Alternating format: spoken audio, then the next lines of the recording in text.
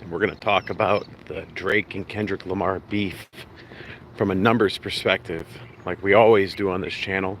This channel is about data, it's data driven, it's about search engine optimization and how to win on YouTube. And right now, currently, you can say Kendrick Lamar is winning on YouTube. His diss tracks on Drake have attracted millions of eyes, millions of listens, and he's winning the war, one should say. From a data perspective, his videos have more views than Drake's. More people are interested in that.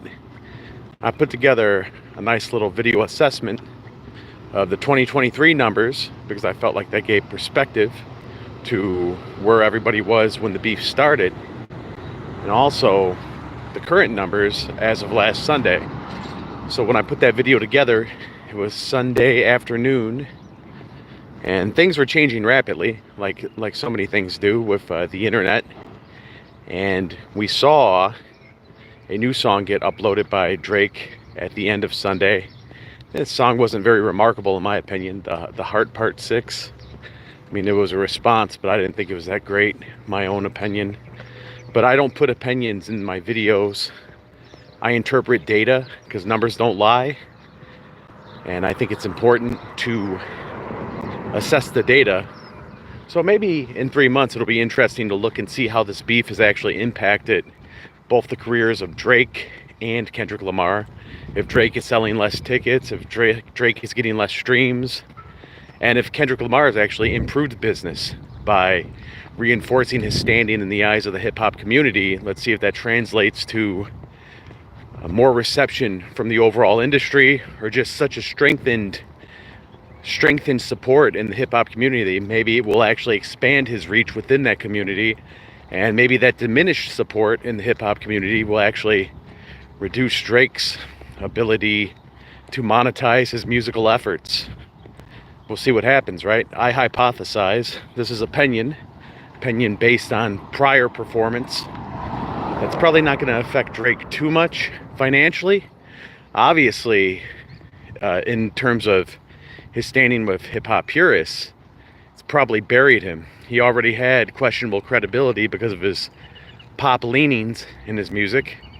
A lot of his music is very pop-oriented, and his music is played on pop stations. Well, one could also argue Kendrick Lamar has done songs with pop stars, features, with Taylor Swift, Maroon 5. So it's a point of contention for both rappers. And there's always this push for authenticity in rap, unlike any other music. Can you imagine if there was a push for authenticity in like death metal? If someone wanted Gene Simmons to prove that he was really a vampire? Or Ace Frehley from Kiss to prove that he was really Space Ace? You see these things. Or Marilyn Manson, if they demanded authenticity, that Marilyn Manson was the Antichrist. Rap demands authenticity. It's a different type of culture. A lot of people, because of my melanin level, probably don't think I have an understanding of rap, and I probably don't understand it as much as somebody who's immersed in that culture. But as a kid, I was very immersed in rap, big fan of rap. So when these battles come up, especially this one between Drake and Kendrick Lamar, as an SEO expert on YouTube, it really caught my attention. It was interesting to track the numbers, because I love tracking numbers. Because we can all have opinions about who's winning what, right? You look like my third grade teacher. Oh, Sludge is here. Sludge is one of my favorites. Glad I still look like your third grade teacher. It's probably this hairline that's receding. Anyway, what was I going to say? Unlike other times in hip-hop, when you had like Tupac versus Biggie, even Jay-Z versus Nas, it was very difficult to track the actual analytical data that translated to, because everything was so physical, right? You could look at physical album sales, you could look at radio airplay data like Nielsen ratings and things like that. But now you get real-time data. And if I have one addiction, it's numbers. I'm addicted to analyzing numbers. So I'm really interested in seeing, in about 3 months, give it a quarter to see what kind of impact this has on Drake and Kendrick's numbers. Does it grow Kendrick Lamar? Does it crush Drake financially?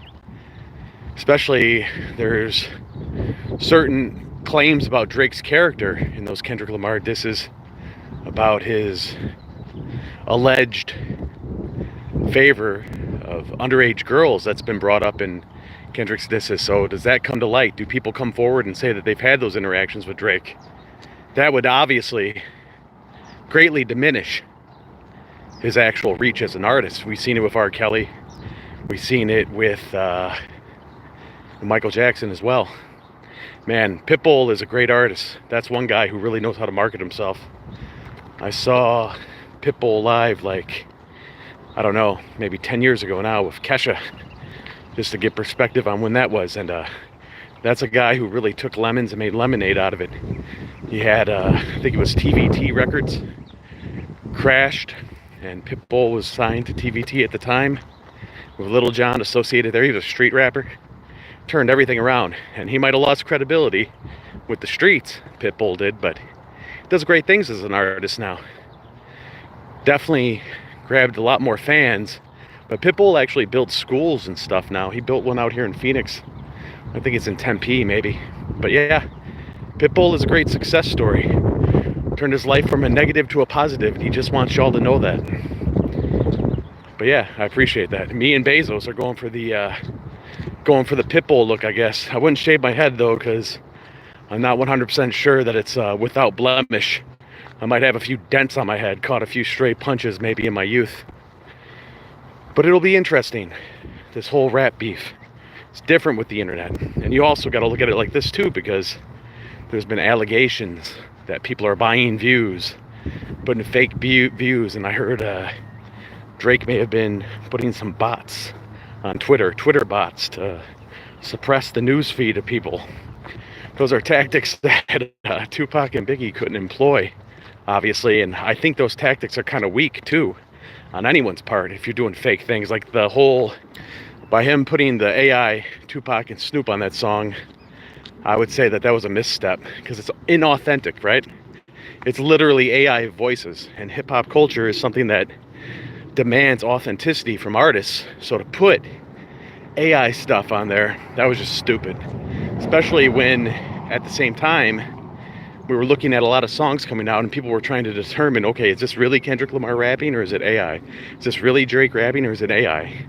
So for Drake to put the AI Tupac and AI Snoop on there, I thought that was really a misstep in a battle. I thought his verse was okay on that song, the tailor-made song, but could have did without the AI, because the Tupac one sounded really bad. I've probably listened to every single Tupac song ever made, and that one there, that didn't sound like anything Tupac would ever rap. And the Snoop one, I mean, it sounded like Snoop, but the actual words were just, it was just a waste of time. If I listen to that song, I like to fast forward through it, because it's not the best with the AI stuff. But obviously, I went and got this haircut yesterday, and even as soon as I walked into the barbershop, they were playing Not Like Us, Kendrick Lamar, right in the barbershop. So I would say in the court of public opinion, Kendrick Lamar is winning that war, absolutely. And I just want to see, in say 3 months, how that's going to translate to actual trackable data, like concert ticket sales, streams on Spotify. We can look at the numbers here on YouTube. It's all public data. Those are the kind of things that I like to study. And yeah, it doesn't necessarily mean it's a win, right? It doesn't mean it's a win, but I'm just curious to see how rap beef actually translates to financial diminish for the proposed loser in the eyes of the general public. That's what I'm interested in. I mean, the only time I could think certain diss records maybe impacted somebody's career was MC Hammer, as we've seen rap shift from a more party-oriented genre in the early 90s, which MC Hammer was clearly the king of at some point, and go to more gangster rap with Ice-T, NWA, all these different rappers. And can't remember who it was that actually dissed MC Hammer. Everyone was kind of taking a turn, and then you've seen the trajectory of his career change, right? You've seen Hammer come out with the Funky Headhunter and try to be a little bit more street, and he could fawn credibility, because he did come from Oakland, which is not the nicest area, especially at the time back then in the early 90s. So you've seen these things, and it actually impacted how Hammer was perceived. So he went from being the #1 artist for a time in all of music, and eventually not being, I guess, authentic in the eyes of the community. It actually crashed his career. So I'm curious to see if the same thing happens to Drake with this beef with Kendrick Lamar. Because obviously, in the eyes of hip-hop purists, Drake is not winning this one. Even if the numbers support that Drake is a bigger artist, that doesn't necessarily mean he has the hearts and minds of the hip-hop community. Clearly, he does not have that. But it's interesting, and I made that video. It's on my channel. If you're not familiar with it, it's called, like, Does Drake Beat Kendrick Lamar? And it's a study of the 2023 data that really led up to the beef. And then also we break down the numbers from last Sunday between the 6 diss tracks that were available at that time, with Euphoria, it's the other one called Not Like Us, and Meet the Grams. Those songs versus Drake's Push-Ups, Family Matters, and the tailor-made freestyle, which I think was the weakest 6. This was before the latest track came out. I thought it was something interesting to study, the numbers. You'll see I have like 160 comments on that video. I think it's misinterpreted, the goals of that video. There wasn't really any emotion in it. It was just a study in numbers, and numbers don't really have a lot of emotions tied to them, I guess, unless those numbers impact you. Like, I might get emotional about my blood pressure, especially walking up this hill right here, trying to walk up a mountain. But yeah, it was an interesting study. Maybe tell me in the comments, if you're watching right now, who do you think won? Drake or Kendrick? Who's winning the war? If you're watching and you're interested in that. Maybe you don't even care. You haven't heard any of the songs, but by looks of those numbers, I think we said Drake reached like 60 million people with all of his diss songs. Kendrick reached about 80 some million people with his diss songs. So clearly, the United States and the world are looking at this. So something really interesting. But yeah, that's all I had to say on that. Thank you if you did watch that video and you left a comment, you clicked it or whatever. I appreciate it. Have a good rest of your Friday.